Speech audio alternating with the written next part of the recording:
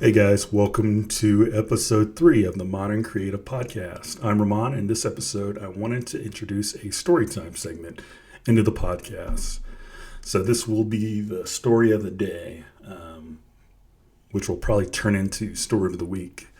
So the topic of today's story is my favorite job that I worked coming out of college. So I went to school for graphic design, and once I graduated, as most graduates know, you don't really go right into the field of study right away.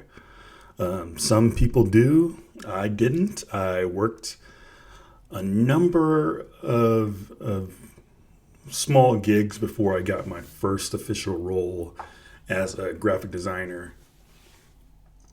And I wonder if that's just based on the market or based on where you were as a student during your time in college. I had a volunteer gig that I went to. Let me rewind.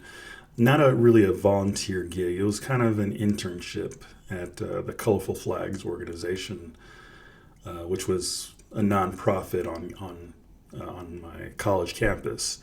And I did graphic design work there, but nothing paid. It was still kind of in the beginning stages at that place. I was the sole graphic designer there. So technically, since it was, it still counts. It still typically counts, I think. So I think that there's something that is said for when you're actually getting paid for the work you're doing. So graphic design was what I went to, graphic design projects, and studying graphic design in school was what I did. But you'll always do that to have a goal, to do this, as a job, as a Monday through Friday, 9 a.m. to 5 p.m. gig that you're doing and that you're getting paid for.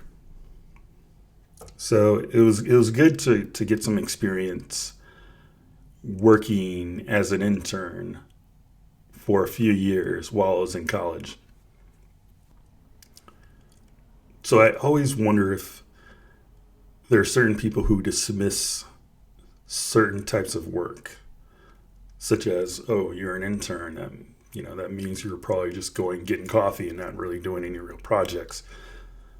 But from my point of view, if I was a hiring manager, I wouldn't dismiss that type of work. I mean, you're still working, even though you're unpaid. And I think a lot of people use the unpaid label or the intern label to kind of put you in a lower type of bracket, and which I always think is really unfair. So one of my favorite gigs to work at was at an advertising company that sold advertisements for buying and selling cars. If you're familiar with the flea market, I'm trying to remember what they called that paper magazine in Southern California, but it was the California Flea. They have it all over California, but it's like these newspaper packets that you see in the bins. They probably I don't know if they have them anymore. That's one thing I should definitely check out if they sell those bins, since newspapers are now all online. But this was actually in print, which was so far what we have today, and it was great. I was an official graphic designer. I think the label was maybe production artist, but graphic designer.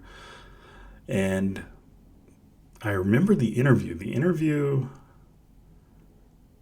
was so different from how interview. So I think what I noticed about thinking back, how I interviewed back then versus how interviews are kind of done these days. You submit the application, never really know if you're going to hear back from them, But then once they do contact you and you know speak with the recruiter, most recruiter interviews these days for a lot of like tech related jobs, they're basically interviews. I would say they're kind of full fledged interviews depending on the company that you're applying to. But the recruiter was very nice, very very kind, and set up the first interview, which was I think one of the vice presidents of the company, kind of like assistant general managers, who was really just laid back, really really cool.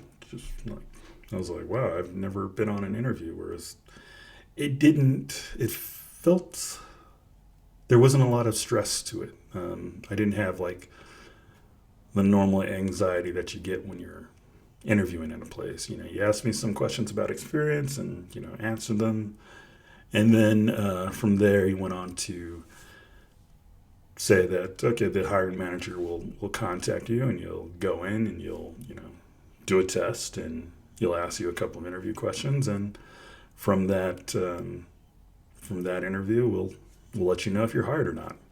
So the next interview gets set up with the hiring manager, who's it felt it again laid back. I wouldn't say laid back.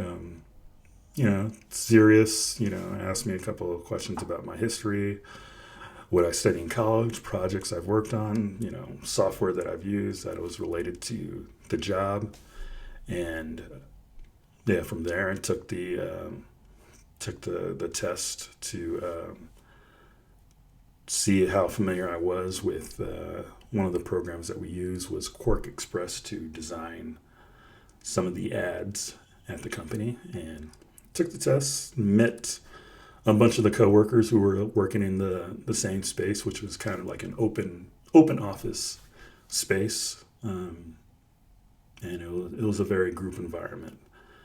So I completed the test. The hiring manager spoke to me a little bit more, and then from there he said, we'll contact you. But he added that the thing that stuck in my mind is that he said, we're not like other companies who, say we'll call you, but don't actually call you, which, happens a lot when you're interviewing. I'll call you, and then nothing ever happens. You never hear from them. You even follow up, you still don't hear from them. This felt like very sincere, and felt like we were coming from the same level. Like he knew what it was like. He knew what it was like to interview, to have people say, hey, there. How do I describe it? There wasn't a lot of fakeness. There was like an authenticity to the whole job interview process, which I really liked. But long story short, I ended up getting the gig and was there for about 2 years.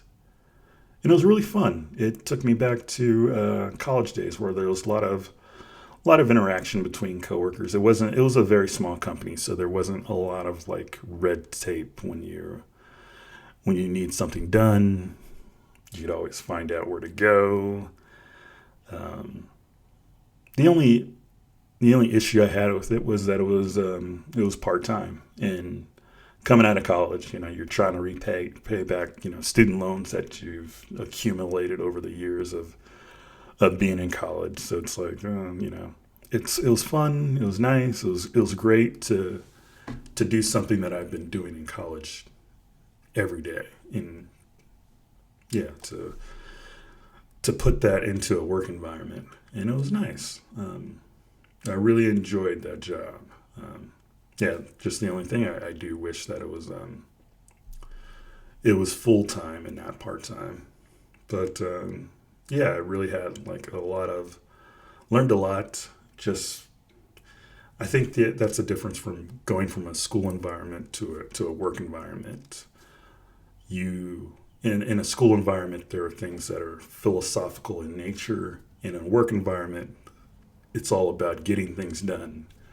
And, maybe it doesn't have to be perfect. Maybe it doesn't have to be, all nice and by the book. It's, these are like real world examples where it's never going to be clean cut. There's never a yes or a no. There's always that. So that was one of my favorite gigs. Still friends with a lot of the coworkers that I met at that job, and really enjoyed it. Learned a lot about cars, especially. I'm sure there's probably like technology. Like what I used to do was, you'd open up Photoshop and you like trace around the cars and you crop them out and you put them right on the Quark Express template. And I'm sure Photoshop has probably had like some automated AI to completely cut.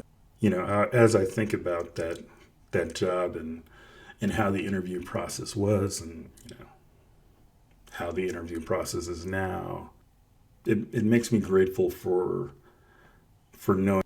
It makes me grateful for knowing what things were like back then and knowing what things are like now. I think I was probably one of the only few. I just remember at that time, which was like 15 years ago. I think I was usually using the internet, which wasn't really. Not everyone was active on the internet. This was like in a time where there was like hardly any social media. I think there was just MySpace. That was the main thing. But there was like I don't think even YouTube existed back then. Yeah, YouTube. I think Facebook was still in its infancy. No YouTube, which was funny. So that's my story of the day.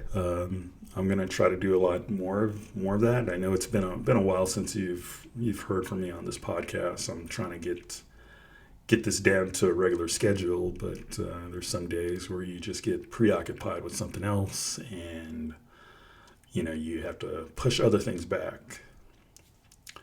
So finally, I would like to say thank you for joining me on today's episode. If you enjoyed this episode, please subscribe and share. Thank you, and I'll see you guys in the next one.